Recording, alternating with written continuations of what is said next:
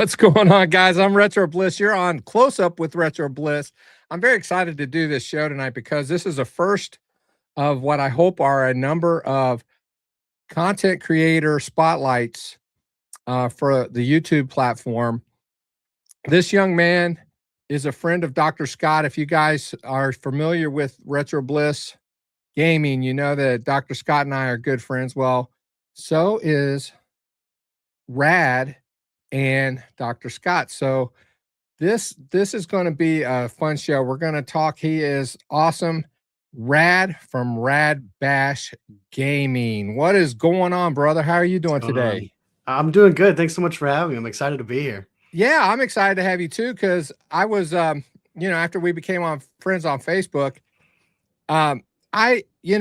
we had this conversation. We'll talk a bit about this later. I won YouTuber of the Month back, I believe it was May of 2023.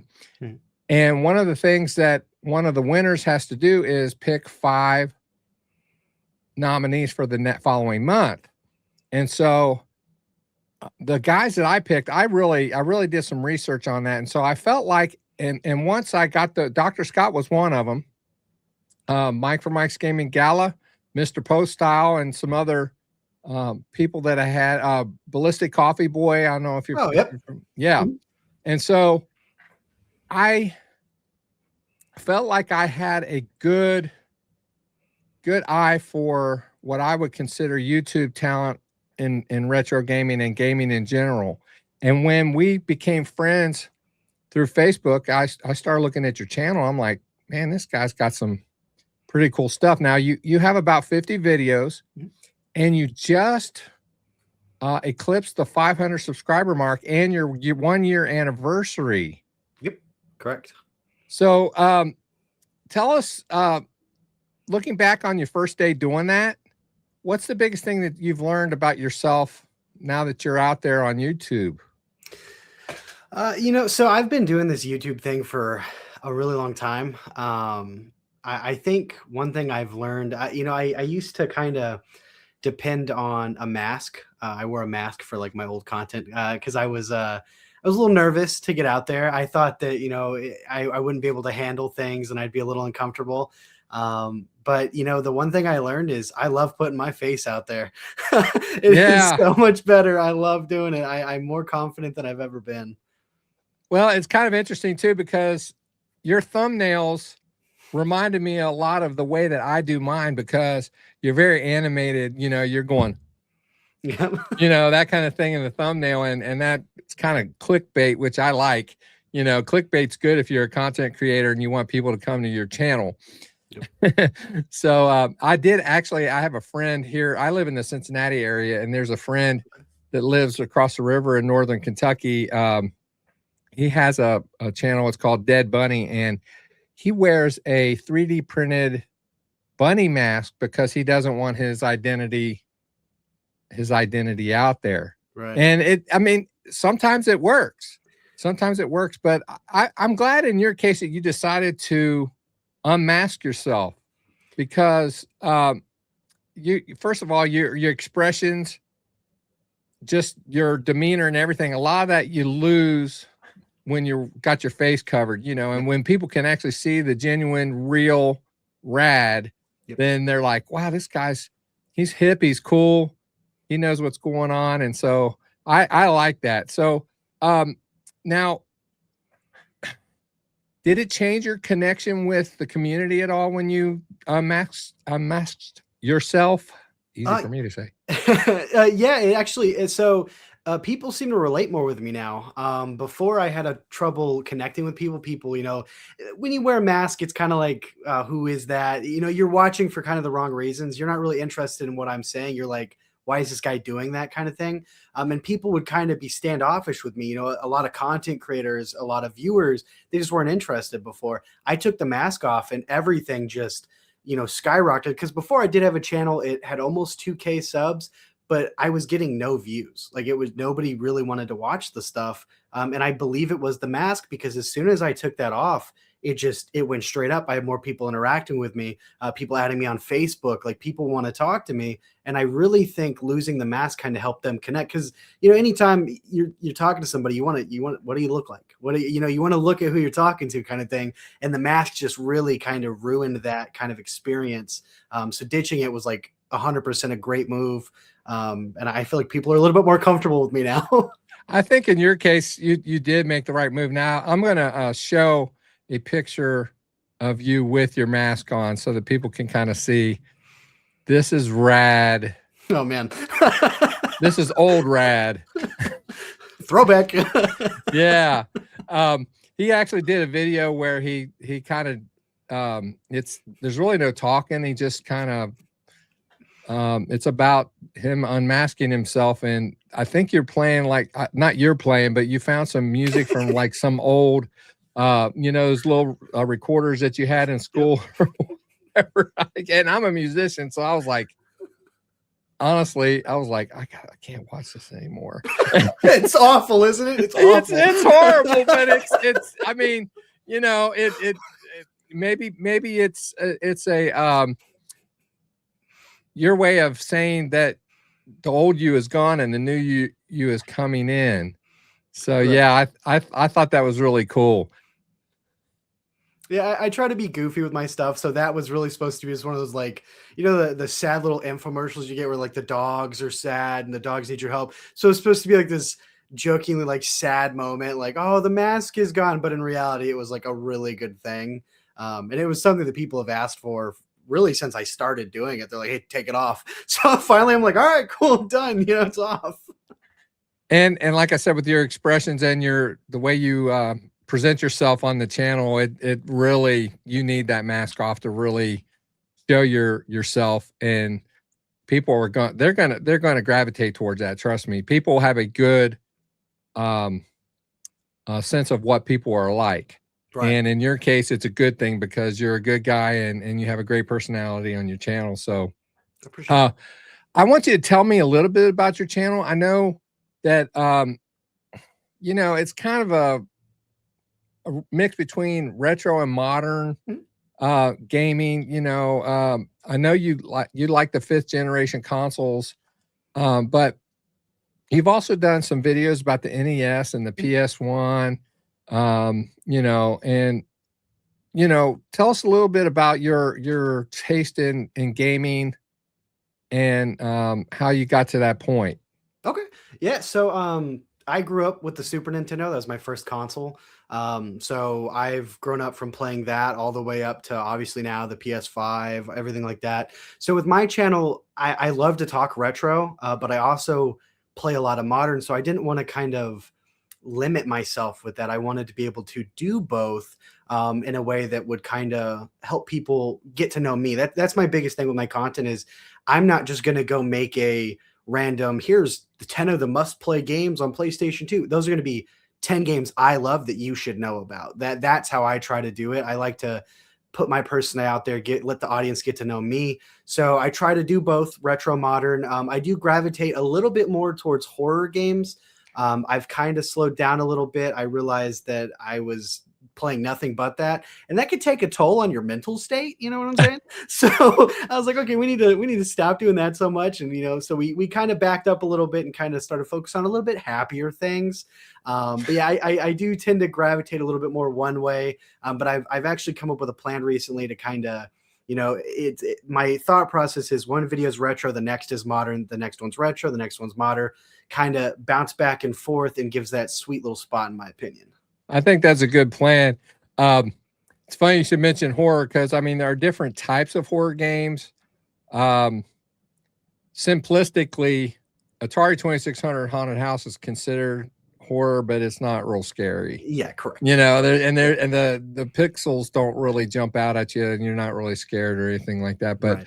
a lot of newer horror type games, they're like first person, you're walking around. I honestly don't really play a whole lot of horror games, but that's just because I just don't. It's not anything against them. I'm just not into them. But I am into first person shooters, like back in the day. And I noticed another thing too, I forgot to mention. I'd like to know what consoles you have, but you also do PC gaming, right? Correct. Yeah, I console wise, I have just about everything. I am a collector, so I've gone out of my way. But yeah, I did recently get a new PC that has been a game changer as far as gaming goes. I've been addicted to that for the past couple days. Yeah, I can relate. Trust me. My son and I built my latest computer, and I got a 16 gig video card in there, a Nice. Radeon, I forget something or other, I don't know, but this thing screams. So, I love it, and I like playing PC games too. But back in the day, the PC gaming I did, it was like a LAN party at my house because my kids were young boys. I'll be 61 soon, so you're a young pup compared to me. So just a little bit. yeah, just a little bit. I have kids that are approaching 40. Oh, so, wow. But back in the day, I had computers in the basement of my house, and they were networked, but they were hardwired because there was no such thing as wireless networks back in those days. Right. And I didn't even really need a hub. I just needed network cards for each computer, and I just had them hardwired into each other, and then I had to configure the IP addresses. And I'm saying all that because we played games like Quake, Unreal Tournament, all that fun stuff. And so I my kids, they grew up playing that kind of thing. So how did you start playing PC games? Oh, wow. So it was actually my uncle.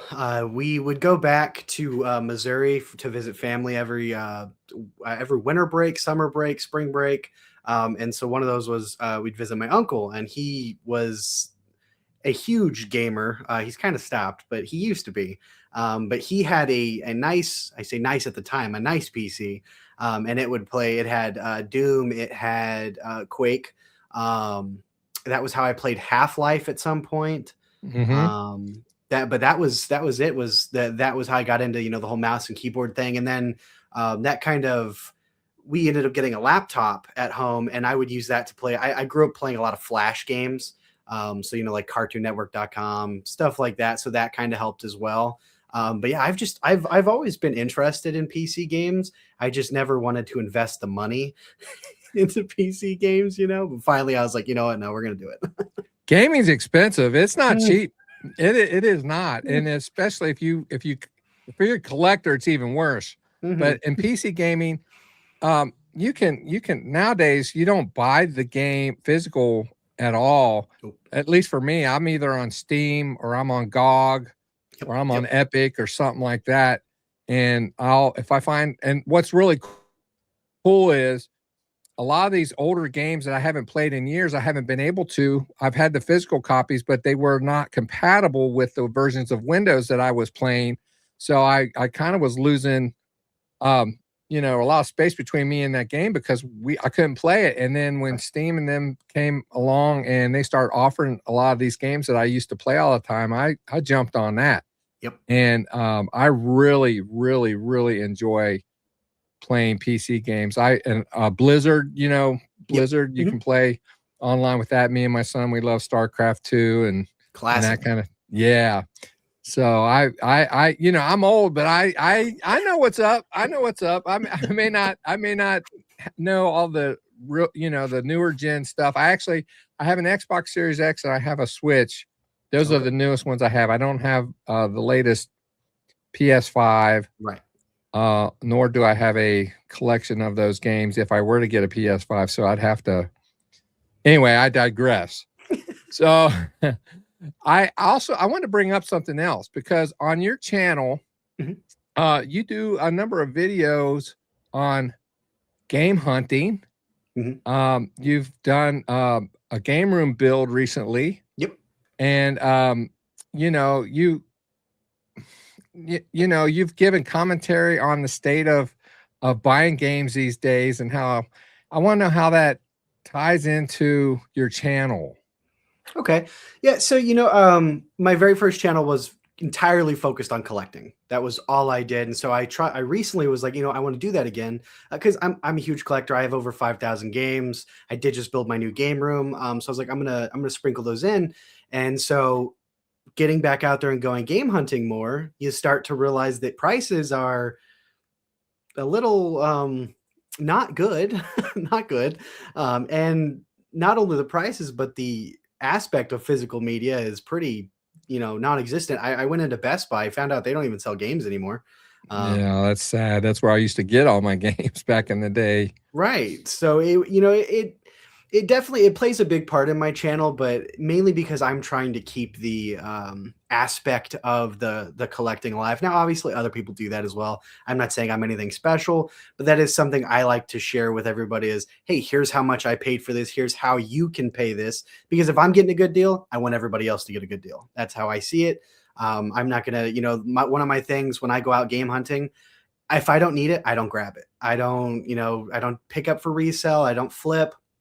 If I don't need it, that's the next collector's, that's the next person's pick up their find their score. That's something I'm very passionate about because a lot of people I see just kind of buy everything to sell everything so they can get other things. And to me, I'm just like, yeah, I respect you. You do what you got to do, but that's just not me. At the end of the day, I don't want to do that. Yeah. Well, pre-COVID, retro gaming wasn't that bad. Oh yeah. You could get games at a very reasonable price and kind of build up a collection that way. But man, when COVID hit, everybody kind of all of a sudden started getting into retro gaming. Yep. Including myself. Okay. Because up to that point, whatever gaming I did was either on the PC or on my PS3. Right. And so I hadn't, I had one of the original. I got the Atari 2600 the year it came out in 1977, and all those consoles, all those games that I had prior, they've been gone. Right. Yeah. So but then when I kind of, everybody's getting into retro gaming, I need to kind of look back into this. And then I started myself collecting. And then next thing I know, it wasn't so cheap to buy anymore. Nope. It just wasn't. Yeah. Go ahead. I was just going to say I had started in 2016. So that I had picked up a lot of the I guess what people would call the heavies. So when COVID came around and everything shot up, I was like, boy, I'm glad I did that when I did because everything's expensive now. Yes, it is. And that's pretty much across most consoles that you can find out there. And the consoles themselves are getting expensive and they're getting harder to find. And when you do find them, they're so old that you don't know if they're going to work or not. Yep. So and I do want to talk about that a little bit later, but I wanted to, since we're talking about collecting, you've done some videos specifically on finding games for like $1, $6, whatever. Out of all the game hunting and the buying that you've done, 5,000 games, that's a lot of games. What would you consider to be the holy grail find that you've had while you were out there looking in the wild? Okay, so this was 2017. My buddy and I had gone to a flea market and I found a complete in box Haunting Ground. I know you're not a big horror fan, but that's a pretty expensive horror game. And I paid $5 to $10, I want to say, and it's 500, maybe a little bit more now. It's up there. And my best friend at the time, we're getting back to his truck. And he's like, hey, so you remember that time in high school where I helped you pass all your classes? He's like, I'm going to go ahead and need that game now. And I was like, yeah, no, that's not what we're doing. That's my game. That's pretty cool. Yeah. I've got some stories, but I didn't really start looking for retro gaming until after COVID. And so finding things at first was easier. Like if you would go to yard sales, there'd be someone with 50 Wii games and a couple Wii consoles and some, accessories and things. And you could barter down, someone might be asking $100 for 50 games and 2 Wii consoles. And we take 75 now. Oh yeah, I'll take it. Yeah. But now people know what they have. Yep. And so finding them, it's possible, but it's not is not easy at all. Honestly, I've almost given up on actually collecting. Oh, I want to play the retro games. So personally, I use a lot of multi-carts in my consoles and things like oh, that. So yeah, smart. yeah, and Yeah. that's not really the OG way of doing it, but it lets me play games that I don't have in my collection. So I actually do that. So Yeah. now speaking of collections, you did a video on building your ultimate game room, and you had a series in an episode 2. It was titled "I Failed You, I'm Sorry." So what I want to know is what ended up being the reality versus your expectations in building your dedicated gaming space? Yeah. So initially I had planned a multi-part series. It was going to be a big thing. And I hit a bump where I work fast. When I have free time, if I set this is the task, we're doing it. So I was waiting for a futon to get there, and I was like, okay, I'm just going to keep going. I'm going to keep building. I'm going to keep going. The futon then had issues. I was like, okay. So I Imagine kept that. going. I kept building. I stopped recording. I was waiting, and then I had got it all done and forgot, oh, because it is a garage, I needed to caulk around the walls because, insects and stuff like that, keep everything out. So I had to take everything off. And obviously I didn't want to record that. So I took No. everything off. And then when I put everything back, I just kept going and forgot, oh, hey, you need your camera on. You forgot to do that. So yeah, episode 2 had like a little bit of footage from where I brought the first half out, and then it just cuts to me on the futon, like, well, the room's done. Yeah. Yeah, Well, I can relate because there's been times where like I like to do recent mail call videos or something like that. And I have a friend named Casey who's the Intellivision gamer, and he buys a lot of stuff, and he uses his show on Monday nights at 8. There's the shameless plug for Casey. Yeah, where he shows what he has bought. Okay. And I've done that, but man, a lot of times when I do get something, I don't want to film it. I want to open the thing and it's like, Yep. do I really want to, spend time? And I know that the audience would love to see that, but it's what it's like to be a content creator. It's not just about turning the camera on and off. There's always planning to do no matter what.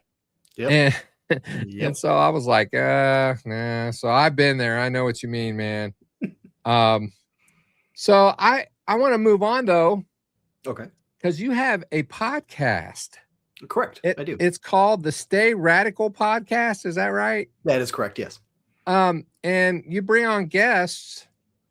And some of your recent shows have been about underrated games. You have like a little series, I guess, going on with that. Yep. And so what is it like to be an interviewer of your own podcast? So the interviews always to me are most of the people I bring on are so the cast of my podcast is my buddies. And then I will solo interview other creators, kind of like what we're doing right here. And so the first couple ones I've done have been spoiler alert, this episode's not out yet. I did one recently with my friend Retro Complex. And then I did the one with the Mad Belmont. I plan to do one with Scott I plan to get everybody on. But it's really been interesting because while I know these guys and these guys are my friends, you learn a lot of things you didn't know, whether that's good or bad, I don't know. But you learn a lot about these people that, I work closely with, but not just that, I'm talking with these guys outside of content creation. We have group chats where I'm like, hey, what's everybody doing today?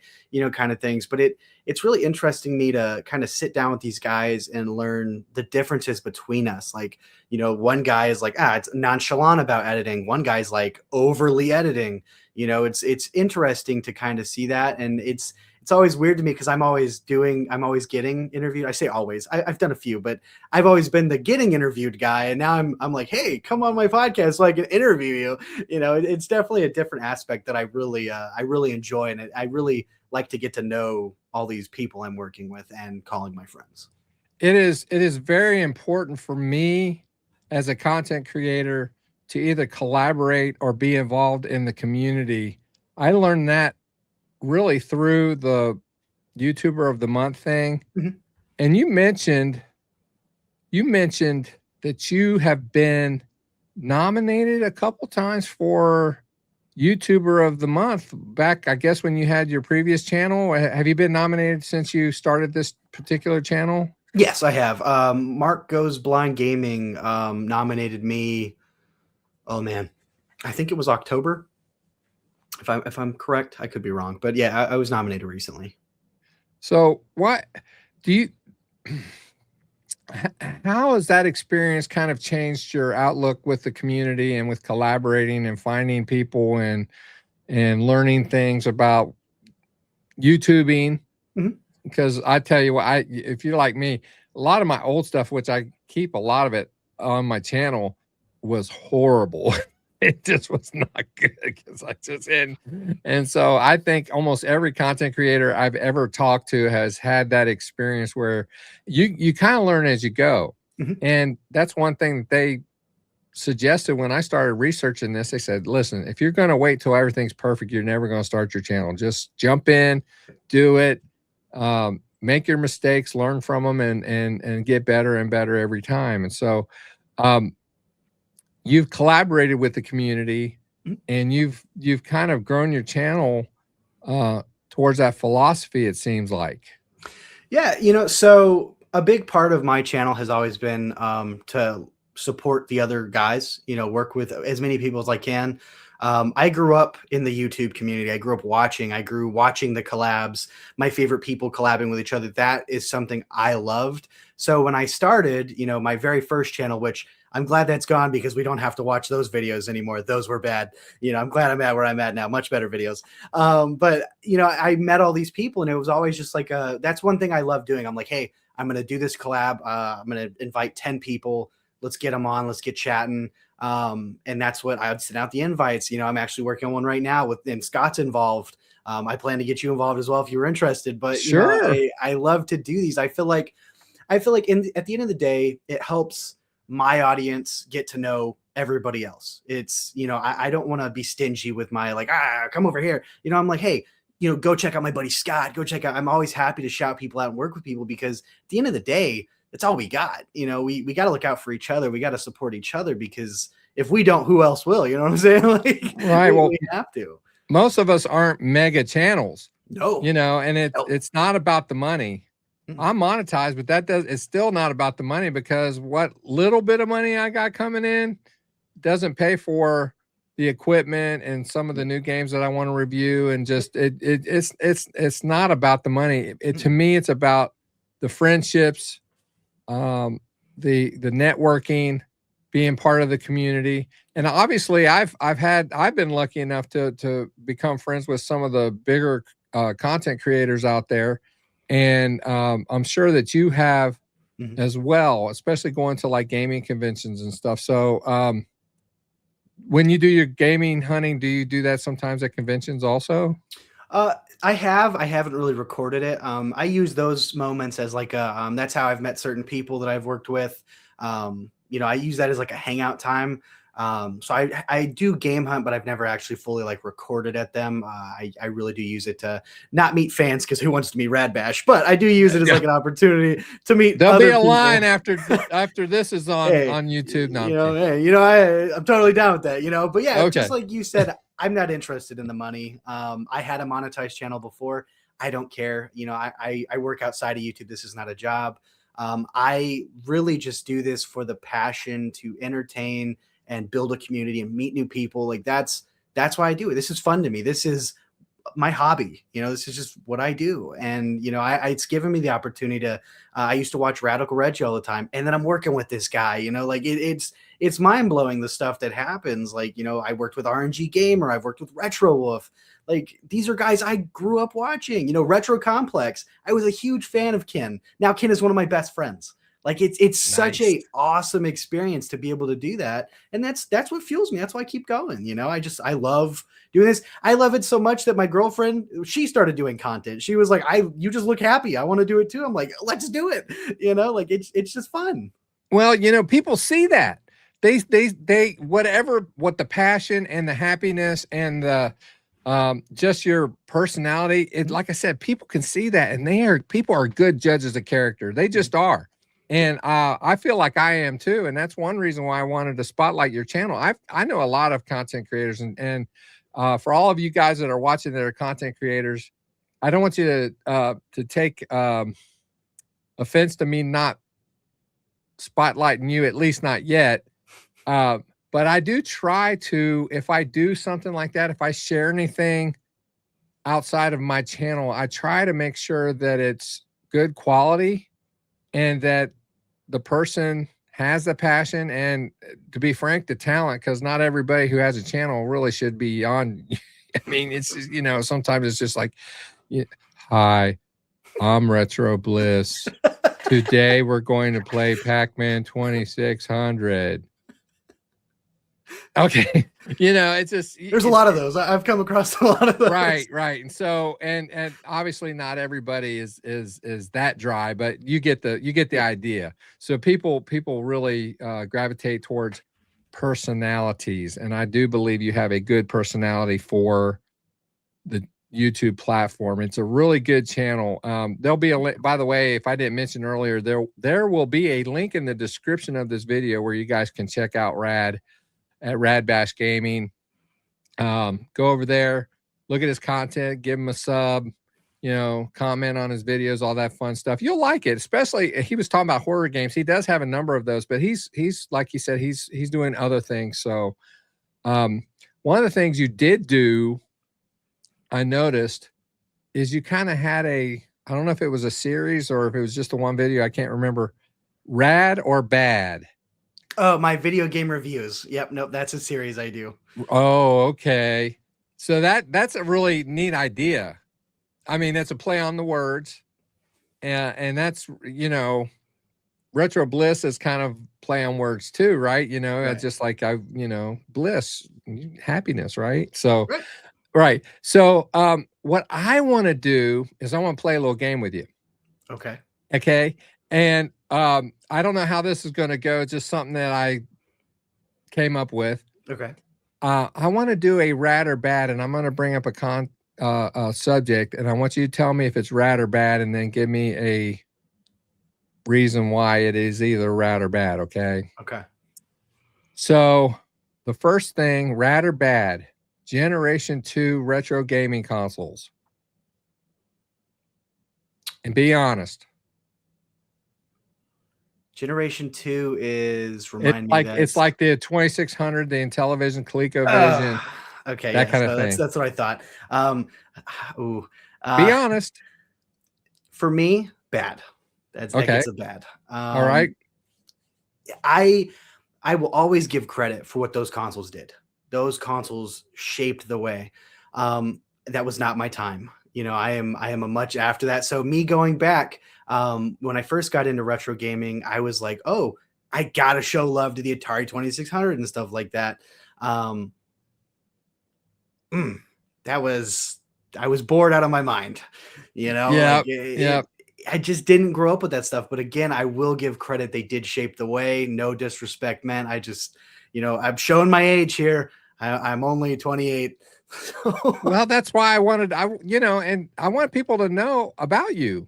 And so you answering these questions will kind of give them a, hey, you know, he likes to do some newer stuff. So, you know, and if people like the newer stuff, then obviously they're going to check you out, but they wouldn't know if I didn't ask. No, yeah, 100%. Yeah, my console love, really, it's NES and up. The NES and up. Anything before that, I'm kind of like, maybe you catch me on a good day, you slap some adventure on, and I'm like, woohoo, you know, but you got to catch me in that kind of mood, you know. Well, okay. So Gen 2 consoles bad. Been a nice show. Talk to you later. I'm kidding. No, I'm sorry. You know, what are you gonna do? Well, the reason I say that, my channel, that's basically what I know people like. That's why I was like, I feel like at some point he's gonna ask something related to it. I'm gonna have to be like, I'm not that guy. And that's quite all right. You know, I found out early on, and I still try to every now and then, but if I play the newer stuff that I play, the less views I get. And that's Oh, because people don't want to see old guys like me playing new stuff. Even though I mean, I Switch, Xbox Series X, I got a collection of games for both of those. I do buy a lot of games on Steam, that kind of thing. I'm down with new games, but yeah, people I, don't care about that. They want to see Retro Bliss playing Atari 2600 yeah. or in television or It's what around you've that built era. your platform on. That's your foundation, you know. So that makes sense. That's what your core audience is going to want to watch, is the stuff you know built the audience around, kind of thing. You know what I mean? Yeah. That's why I've always tried to be careful. I'm like, okay, we do retro, we do modern, we do retro, we do modern. Because if I do too much of one thing, I'm going to be trapped in that, and I don't like to be trapped. Right, right. Well, a lot of these old consoles, like the 2600 and stuff, they're obviously, I'm talking about even the NES and the Master System and all these. They're kind of all in the same boat. These consoles are aging, Hmm. and obviously, you can like put new capacitors in there and put an AV mod on it of some type, and kind of give it new life. But there's been kind of a resurgence, not a resurgence, but a surge of companies like PlayOn, where they're out there making consoles of these old systems. I'll give you an example: the Atari 2600 Plus, the Sprint, Mm. the 3D Analog, the Game Station Go, the Super Station One, which is basically a Mister. I don't know if you've ever seen that or not. What's your take on is it rad, or are those rad or bad? Rad, definitely rad. So a lot of I own like a Hyperkin Retron 5. I own the Hyperkin Atari 2600. I want to get an Atari. I think it's the 7800 Plus. I think is the one. I want to get one of those. Because while I may not, like I said, while I may not play them all the time, I show respect and I will check them out because that's just how I am. I'll play just about anything. But I definitely think they help keep it alive. Like I heard. I know Scott talked about it at one point, but they did an N64 one. Someone did an N64 one, and then Yeah, someone's the doing 3D another one. analog, I think is what it's called. Yep. Yeah, Yeah, and I think that's great. I think it helps keep the games and consoles alive because, like you said, these old consoles they're on their final days. We got so much time with them, and then they're gone. So this really helps those stay alive, and from my perspective as well, it helps the younger generation get into these things because Timmy may not be able to go find an N64 out, but he can order an analog when it's in stock. He can yeah, order an analog and then he can start getting his games. And I really think that helps. That was like you mentioned the multi-carts. I don't think those are bad at all. I think those are great. I think those things help people keep the hobby alive and keep what we should all be doing, gaming. That's what it's about. It's about gaming at the end of the day. And yeah, I think all those things are really rad. I think they're really great. yeah. I have the 2600 plus, the 7800 plus, the Sprint. I've got a Game Station Go. I've ordered a Super Station One, which I'm excited to get that because it doesn't just play PS1 games. It plays games across pretty much a lot of platforms. Oh, Yeah, it's pretty good. I think I'm supposed to get it around the end of the year or something like that. So a little bit of a and wait.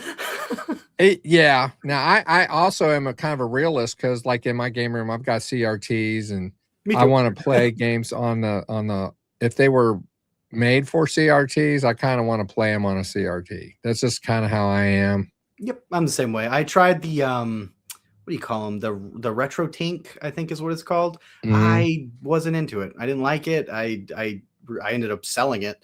If I'm gonna play old games, I want them on a CRT. Like that's just Yeah. it's part of why I built the game room because I couldn't fit the CRT in the current game room. So I was like, we need to come up with a plan B because CRT needs to be included. Yeah, well, I'll be 61 and it won't be too long. I'll be in the nursing home. So I got to figure out what I can take there. I know they're not going to let me take my collection into my nursing home room. So I got to figure out a way that I can play games. And I know there'll be a HDMI TV in there. So I got whatever I do, it's gonna be able to play multi consoles with numerous games and that kind of thing. So yeah, but good plan. yeah, well, I got a plan now. I got a plan now because it won't be long. All right, guys, fair enough. when I had Retro Bliss Rewind podcast, Mike from Mike's Gaming Gala and Brian from BD Retro Mods, who has a lot of great controllers, by the way, they always teased me about my age, and it was almost like I was the uncle, or even sometimes the dad of the podcast. You know what I mean? And then you know how older kids are with their father. They'll tease them and make fun of them and stuff. And so you have to have broad shoulders when you do something like that. So anyway, let's move on to rad and bad again. Okay. So we talked about consoles, but I didn't really specifically mention handhelds. What do you think about retro handhelds? Because there are a lot of those out there now. Are you talking like original, or are you talking like the remakes, so like the Super Boy? Like the new remakes, like whether it be something that will play the cartridge, or if it's just something that will play ROMs. What's your experience with that, and what do you think about that? Rad or bad? So I'm going to say bad only because of my experience. They may have fixed this by now. I don't know. I had a Superboy SNES handheld one. And the slightest nudge would cause the game to stop playing and or erase your save data, which when you're playing Legend of Zelda, that's a pretty big problem. You can't do that. Yeah. So I from my experience, have been bad. I'm sure they've improved since then. That was a long time ago that I did that. But from my experience, bad. I would love to find a better one. So if anyone has recommendations, please let me know. I would love to change it from a bad to a rad. I'm always happy to do that. But yeah, I'm just not a big fan of. I like the idea. I think the idea is great to be able to play your Super Nintendo while you're on an airplane or in the back of a truck or something. Like, that's cool. Who wouldn't want to do that? But as far as the hardware went when I did it, it was bad. I didn't. Nope. Yeah, I get it. A lot of them. There are a lot of them out there. There's like a lot of stuff coming out from China. Oh. And some of it's not bad. Okay. Some of it's not bad, but like you said, some of it can be quirky. I've got a handheld that has a Raspberry Pi inside. Wow. Yeah. And it's quirky. It's really quirky. Oh, I bet. So, yeah. So I get it. I understand that. So, all right. Now you're a fan of the N64 from what I can see on your channel. Yep. Rad or bad, the N64 controller? Oh man. Okay. Hold on. Don't hate me. Rad. Okay. I'm not hating you. I genuinely love the controller, especially once I figured out how you're actually supposed to hold it. And once you with GoldenEye, you hold it a certain way. Like I think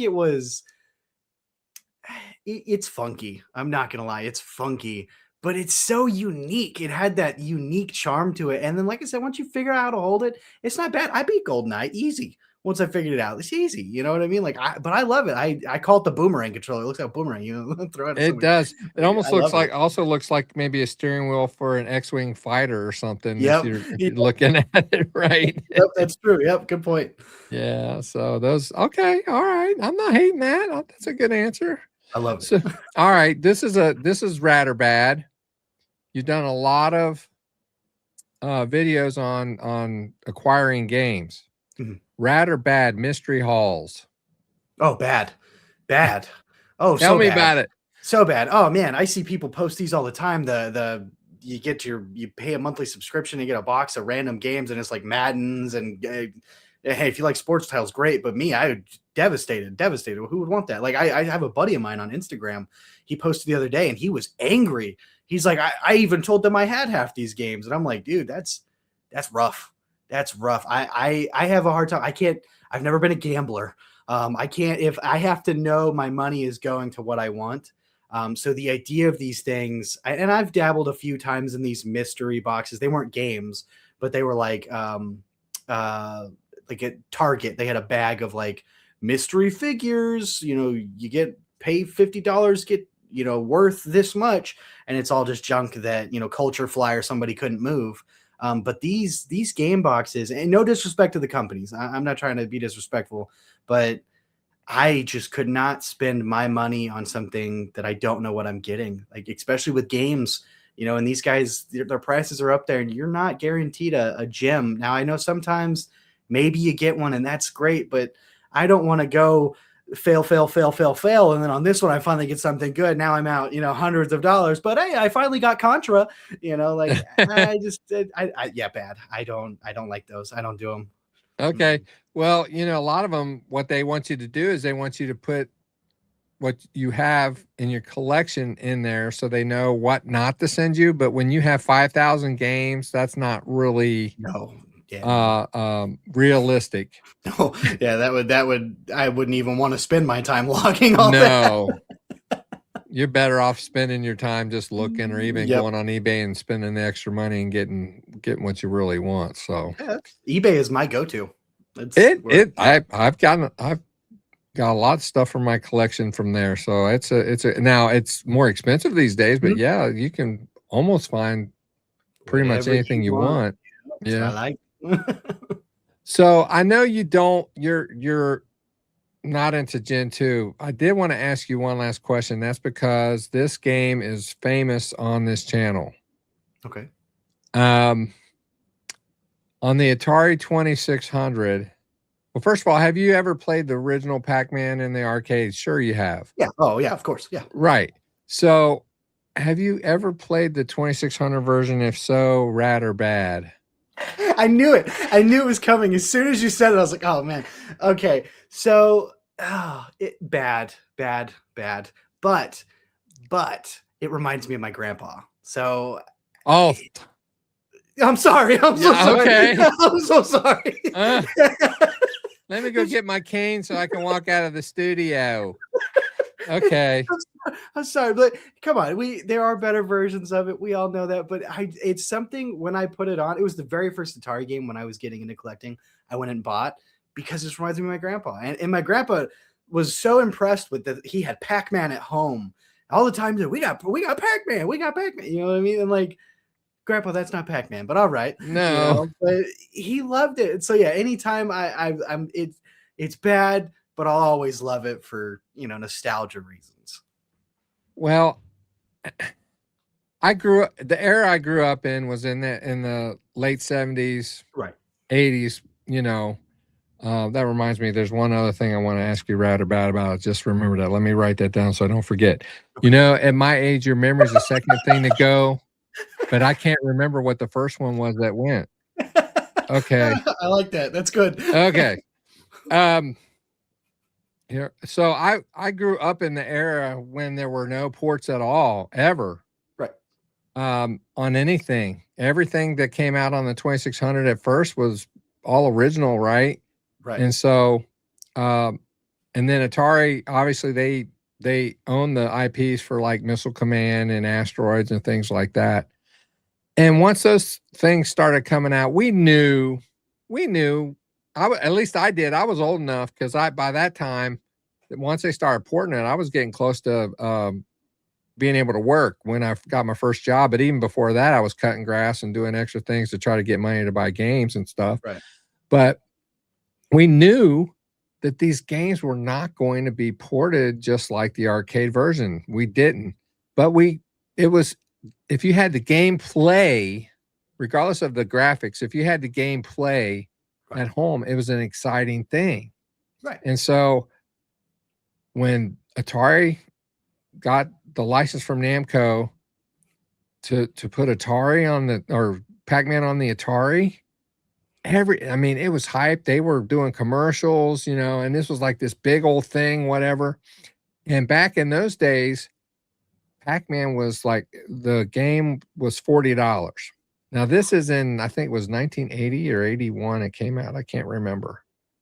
But if in today's dollars, it's like $160 for a game, for that game. Pac-Man on the Atari. Oof. And, back then, you could return a game if you didn't like it. And a lot of them did get returned, but I wasn't bright enough or just wasn't thinking that, "Oh, this thing sucks. And I did play it, but man, just the sounds of that game and the gameplay just was so horrible. And so yeah, I'm with you. That's bad. Bad. That's just so bad. Real bad. Yeah, real bad. Okay. All right, I got one more. Okay. This is regarding, since you like computer gaming, 8-bit computer gaming, like the 800 XL, the Commodore 64, the Apple II or whatever. I mean, for me, bad. Just Okay. because I don't know. That's half those aren't games. You know what I mean? Half those are Well, they're reading. like consoles, right? So they were computers, but they were also gaming Right. systems if you wanted them to be. I mean, they definitely helped us get where we're at. I'll say that. I'll give credit. Okay. But would I go out of my way to play them now? No. But that's just my take on that.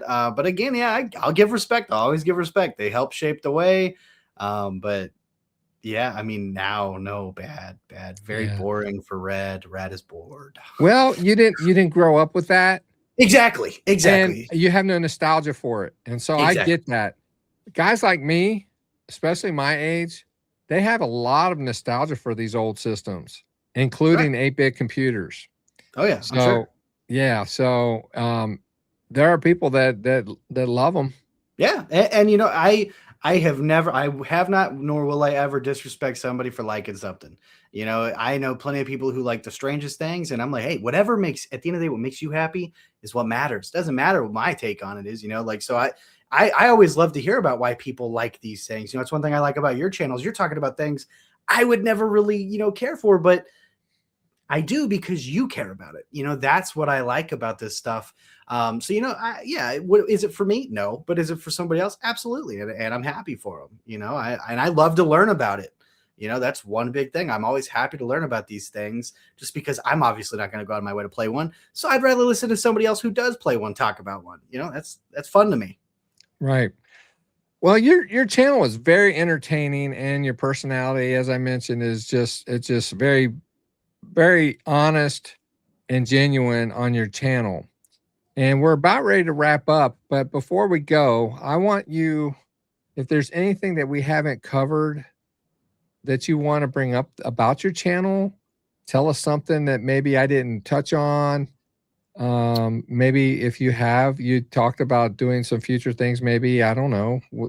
Talk to me. Yeah. Okay. So one thing I am starting, announced this in my last video, is I'm doing a series called Bash to the Past. Because a big thing on my channel is I like to play into my name, Rad Bash. It's rad or bad. I try to play into it. So my logo is Back to the Future. It's just Bash to the Past. You know what I mean? Yeah. And what that series focuses on is me replaying every game I've ever played from my childhood. So I'm going back and I'm beating games I couldn't. I'm going back and beating games that I was only able to play at a friend's house. I'm going back and playing games that I was only able to rent for a short amount of time. Any game I ever touched as a kid, I am going to replay and beat and then review as well, all in this series. It's not a Let's Play series. I don't do that. But it's, off camera, I'm playing the game, and then on camera, I'm telling you about my experience. I'm showing you the gameplay I got and how I felt in these moments. And that's something I'm really excited to do. It's something I've always wanted to do, because while, yes, my channel does have collecting content, that is not the main source of my channel. My channel is a little bit of everything, but one big thing I'm passionate about is reviews. I love to review games. I love to recommend games. I do a lot of the top 10s. I did a top 10 Super Nintendo game, which I had a blast doing. But this series is something I'm really excited to do. And I recently came up with a system that works for me, in like I mentioned, the retro, modern. And then each one this week is maybe RadBash went to GameStop and bought something. The next week is RadBash is reviewing Grand Theft Auto Vice City from his childhood. And then this one is dedicated to 10 Flash games that I grew up playing, because again, I did grow up playing a lot of Flash games, peaking on, you mentioned nostalgia and such. So while I'm into Flash games, other people would be like, oh, that's lame. You know what I mean? But that's the fun about it, is it's my channel and I'm sharing me with everybody, you know. And if you like me, great. If you don't like me, that's okay too. I'm Yeah. cool either way, you know. But yeah, I'm really excited for that series. It's something I've wanted to do for a while, and I've put a lot of, you know, they're kind of review retrospective type things. And I'm really excited to start getting those out. I did one I did the Mega Man 3 review, which, you know, I don't know if you watched that, but I hated Mega Man. I was not a fan. And then finally I played it and I was like, oh man, I love Mega Man. So, you know, I get to revisit a lot of those because as a kid, I had picked them up and was like, toss it to the side. Was like, I don't like that. Now I'm like, oh, now we're into it. Now we're beating, you know, and some of those I do live stream. I live stream on the channel here and there, kind of play through them. It's not like new game, like some new games, but it's mostly I loved Hitman Blood Money or I love Jack and Daxter. So let me share playing that with my audience. So I plan to kind of merge those two together, you know, replaying the games from my childhood with my audience. Because at the end of the day, I don't like people, but I love people online. And no one's coming to my house trying to eat my food or nothing. So I'll hang out with you guys all day. Everybody else, here, I'm like, nah, I'm busy. You know, like someone wants something. You made me remember back in the day, my first job was working in the grocery business, and I, you know, cashier, stock boy, whatever that I was doing. I always said the great part about that job was working with people, but the bad part about that job was working with people. Amen. Yeah. So as soon as you said that, that reminded me. But yeah, I get it. And even on a channel, you can have people be downright rude and, you know, with comments or, you know, whatever. But you have when you're on YouTube, you have to let that just be water running off a duck's back, you know, and just keep doing what you do, because you're not doing it for them, those people. You're doing it for the people who enjoy watching you and your content. And I've really enjoyed this show. You are a genuine guy, as I said, and I really think that you're going to do well if you continue doing what you're doing and you expand and do, you know, the things that you've talked about and whatnot. You're gonna be up there pretty quick. I know that when I nominated Dr. Scott and I nominated Mike for Mike's Gaming Gala, and all those guys had fewer subs than I did. And then now you look at them, they're like, are up there. They said, hasta la vista. We're not waiting on you, Retro Bliss. We're doing our own thing, you know? And so I can see that happening for you too. So I've really enjoyed this. Thank you so much for coming on. Yeah, it's been fun. Thanks for having me. Yeah. Yeah. And if we ever have a topic that I think that your knowledge and opinion would be good for, I might have you back. Absolutely. So yeah, I would love to have you back, because I just like you, man. You're just an awesome dude. So I like you too. Thanks. Oh, yeah. Okay. Oh boy, I tell you what. It's about time to go. As my therapist said, I must be off. So you guys, thank you so much for watching. This guy is awesome. You guys need to check it out. RadBashGaming. And you'll be able to find the link in the description. And so with that, thanks, Rad, for coming on. And it's been an honor and a privilege. Thank you so much. Thanks for having me. All right, everybody. We'll see you next time on Close Up with Retro Bliss.